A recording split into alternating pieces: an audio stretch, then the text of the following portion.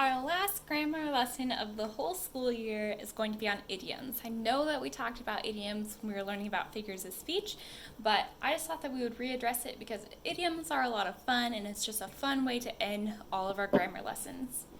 So if you remember, an idiom is a phrase that has a special meaning. So it's a figurative speech. It's a figurative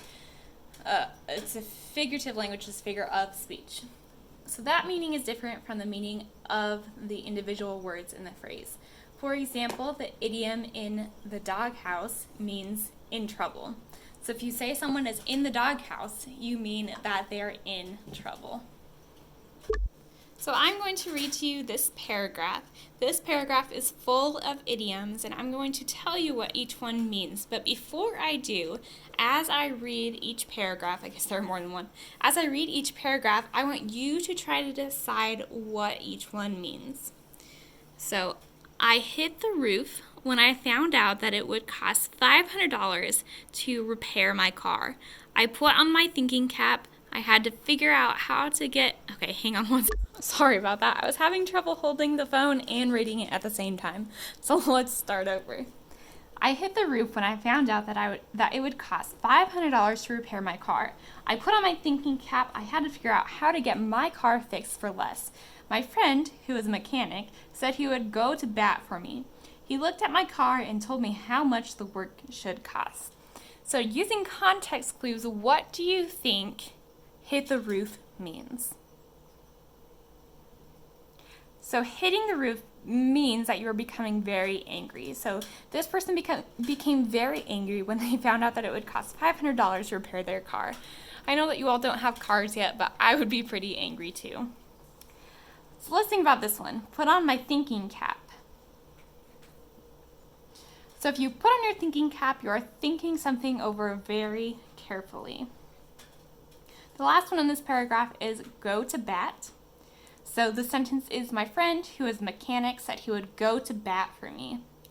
Go to bat just means to support someone.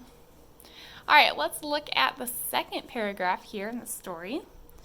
When I got to the auto repair shop, I talked to the manager. I tried to put my best foot forward. I didn't want to put my foot in my mouth. I explained that I didn't want to pay through the nose. He said that he would charge only $350, but he asked me to keep it under my hat. He didn't want anyone to know about our deal. By the end of the day, I was so tired, I was ready to hit the sack. So if we go back and look at our underlined idioms, I tried to put my best foot forward means to make a good impression. I didn't want to put my foot in my mouth. So we're talking about feet in both of these sentences, but it has a completely different meaning. So put my foot in my mouth means to make an embarrassing impression or to say something embarrassing. I explained that I didn't want to pay through the nose. So pay through the nose, we can kind of conclude that it means to spend too much. So spend too much money. He said he would charge only $350, but he asked me to keep it under my hat. So he is not going to charge $500, but he's going to charge $350 instead. So keep it under the hat means to keep it a secret. And he didn't want, by the end of the day, I was so tired, I was ready to hit the sack. And this one's a very common expression, and it means to go to bed.